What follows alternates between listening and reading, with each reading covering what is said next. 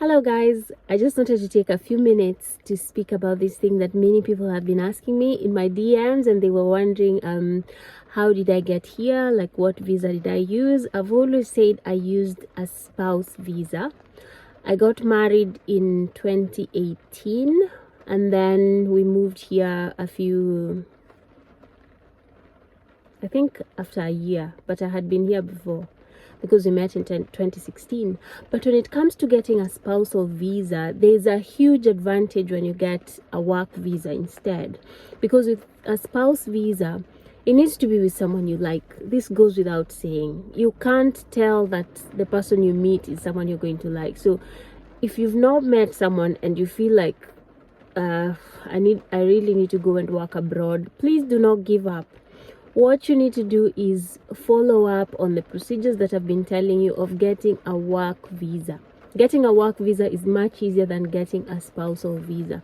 We really faced a lot of critique and from the government, and we were denied a visa because they said we couldn't prove some things, and it was something to do with the tax and HMRC, and because we submitted something that was from the previous year and not the current year, and then you have to prove your relationship.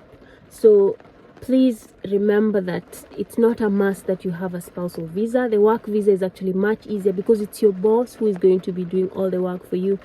They recognize the talent and then they do everything they can to get it. And if it's not talent, then it's loyalty. If you're a loyal person, if you're good at your job, if you know how to pay attention to details, you're a good communicator, just so many things that you can put in your CV, and they will show you in your best picture possible, and you'll be able to get your visa.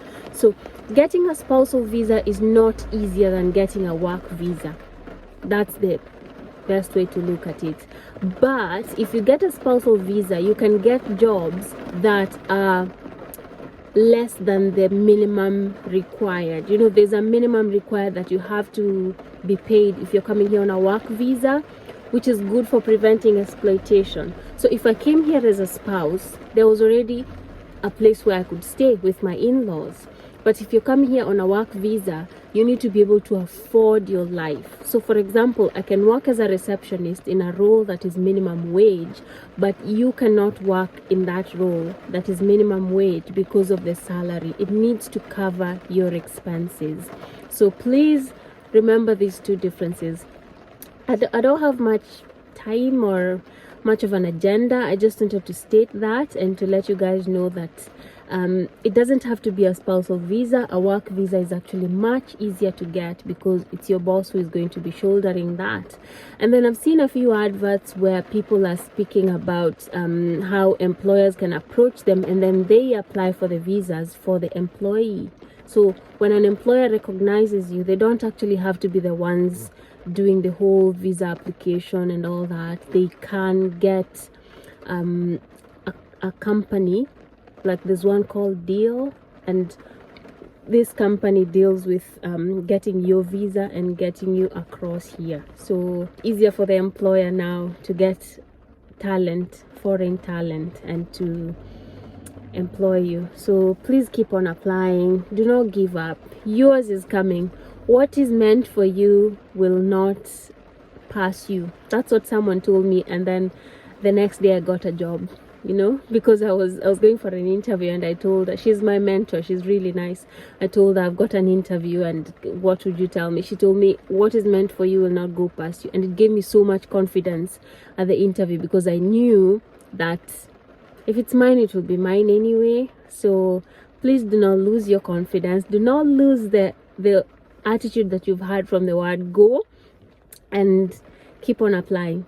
Keep on editing your CV. If it's not working on one side, edit it again. If it's not working, edit it again. Remember the keywords. Remember to check that the salary is going to be within the minimum agreement when you're getting your visa, because it needs to be somewhere around 23 to 28,000 a year. So please check that the salary is within that. It shouldn't be minimum wage.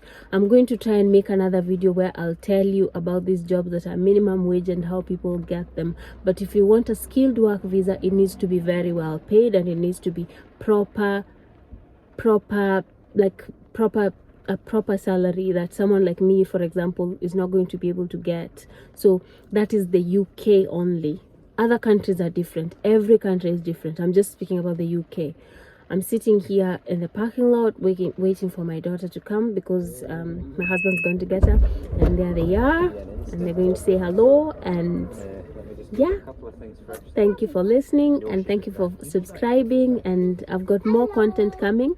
As soon as I finish with getting ready for my new job, I'm going to be updating you guys. Hi Dahlia. Hi. Come and say hi. Yeah, it's raining outside. I'll see you guys next time. Bye bye.